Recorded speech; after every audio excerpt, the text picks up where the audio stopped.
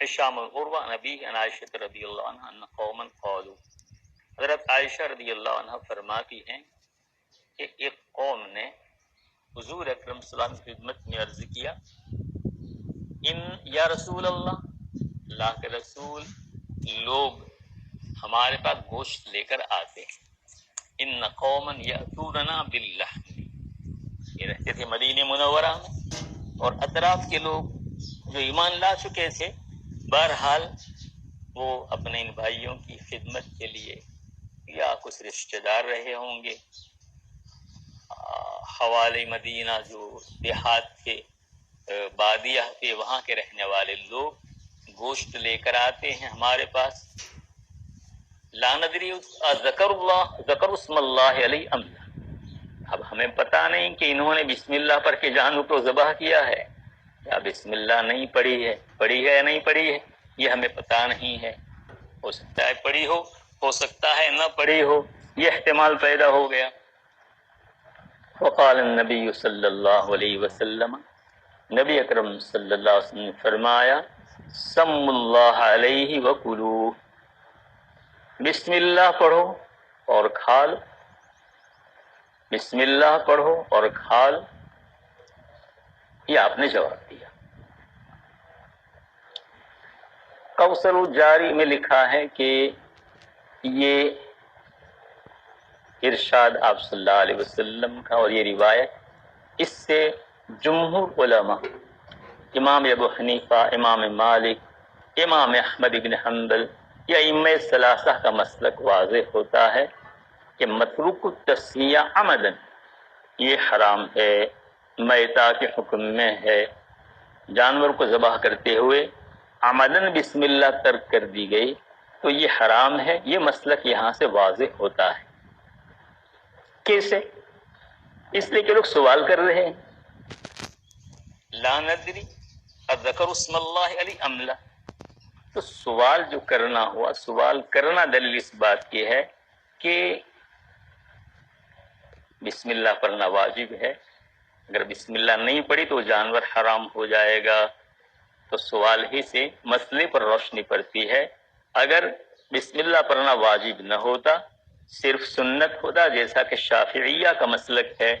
تو سوال کرنے کی کوئی ضرورت نہیں تھی، پڑھنا نہ پڑھنا دونوں برابر سنت فضیلت کی چیز ہے، لیکن گوشت کھانا تو حلال ہی ہو جائے گا، تو چونکہ حلت و حرمت کے باب یہاں شبہ پیدا ہو رہا ہے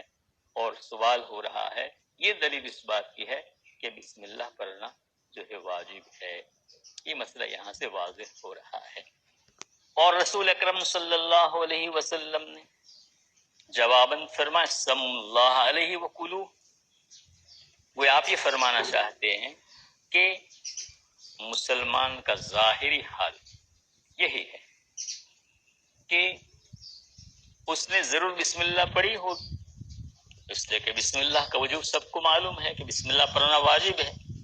اور مسلمان جو ہے فرائض واجبات پر عمل کرتا ہی، خاص طور سے خیر القرون کا مسئلہ ہے، تو جب اس کو معلوم ہے کہ بسم اللہ پڑھنا واجب ہے تو بغیر بسم اللہ کے جانور کو کیسے ذبح کرے گا؟ اس لیے یہ آپ کا احتمال جو ہے ناشی من غیر دلیل ہے، اس کا اعتبار نہیں ہے، وہ درجے وسوسہ میں ہے،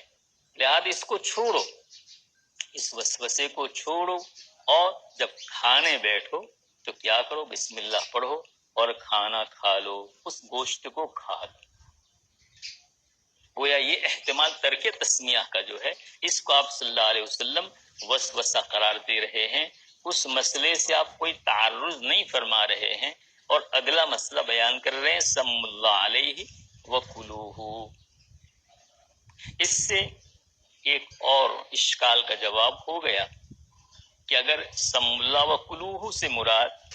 کھانے سے پہلے تبرکن بسم اللہ پڑھی جاتی ہے تاکہ برکت حاصل ہو، یہ بسم اللہ ہے، تو اس کا مسئلہ تو پوچھا نہیں جا رہا تھا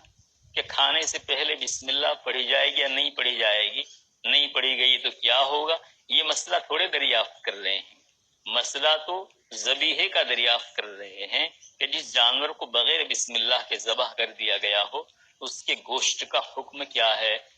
رسول اکرم صلی اللہ علیہ وسلم بجائے اس کے جواب کے فرماتے ہیں کہ جب کھانا کھاؤ تو بسم اللہ پڑھ کے کھا لیا کرو۔ تو سوال کچھ ہے، جواب کچھ ہے۔ سوال جواب میں عدم مطابقت کا اشکال ہو سکتا ہے۔ اس کا جواب یہ ہے کہ اپنے الفاظ میں کہہ دوں، یہ جواب علی الاسلوب الحکیم، یہ بعض لوگ علی اسلوب الحکیم اضافت کے ساتھ پڑھتے ہیں، یہ درست نہیں۔ یہ آپ کی شرح مشکات لمعات التنقیح کی حاشی میں بات دیکھی تھی، بہت سال ہو گئے، کہ جو لوگ کہتے ہیں کہ علی اسلوب الحکیم، یہ اضافت کے ساتھ یہ لفظ درست نہیں ہے۔ کیوں؟ اس لیے کہ اللہ کے رسول سے بڑھ کر کون حکیم؟ حکمت اللہ سے بڑھ کر تو کسی کی نہیں، اور اللہ کے رسول سے بڑھ کر اس کے بعد کسی کی نہیں۔ تو اگر اس کو اضافت کے ساتھ پڑھا گیا تو یہ معنی ہوں گے کہ یہ حضرات کسی حکیم کا اسلوب اختیار کر رہے ہیں، حالانکہ ان کو حکیم کا اسلوب اختیار کرنے کی کوئی ضرورت تھوڑی ہی ہے۔ اور کما ان کا اللہ کے رسول کا اسلوب اختیار کرے۔ اللہ کے رسول حکیموں کے حکیم ہیں، وہ تو حکیموں کو پیدا کرنے والے ہیں، حکمت کو پیدا کرنے والے ہیں، ان کو کسی حکیم کا اسلوب اختیار کرنے کی کوئی ضرورت نہیں ہے۔ لہذا ترکیب اضافی نہیں ہے بلکہ ترکیب توصیفی ہے۔ علی الاسلوب الحکیم مانا حکیمانہ اسلوب، علی الاسلوب الحکیم مانا حکیمانہ اسلوب، یہ صحیح تعبیر ہے۔ بہرحال میں عرض کر رہا ہوں کہ نبی اکرم صلی اللہ علیہ وسلم جواب جو دے رہے ہیں علی الاسلوب الحکیم، حکیمانہ اسلوب اختیار کرتے ہوئے جواب دے رہے ہیں۔ جیسا یسألونک عن الاہلہ قل ہی مواقیت للناس میں ایک تفسیر کے مطابق کہا جاتا ہے کہ یہ جواب علی الاسلوب الحکیم ہے۔ وہ چاند کے گھٹنے بڑھنے کے بارے میں سوال کر رہے تھے، اللہ پاک نے جواب دیا کہ یہ ایک مسئلہ ہے، یہ مسئلہ جو ہے وہ الگ مسئلہ ہے، اس سے تمہیں کیا بحث ہے، یہ فلکیات کا مسئلہ ہے۔ فلکیات کا مسئلہ تمہیں معلوم بھی ہو گیا کہ تمہاری دنیا آخرت سے کون سا مسئلہ درست ہو جائے گا، اور اس میں تمہارے واسطے کوئی خیر تو ہے نہیں۔ لہذا ضرورت کا سوال کرو، اور ضرورت کا سوال یہ ہے کہ اس کے گھٹنے بڑھنے سے کیا فائدے حاصل ہوتے ہیں۔ قل ہی مواقیت للناس والحج، کہ حج اور کیا ہے، للناس والحج، مواقیت للناس لوگوں کے واسطے مواقیت ہے اور حج کے مواقیت ہیں۔ تو جیسے وہ جواب علی الاسلوب الحکیم ہے، ویسے یہ جواب بھی جیسے سمجھ میں آ رہا ہے علی الاسلوب الحکیم ہے۔ صاحب کوثر کے کلام سے یہی نکلتا ہے،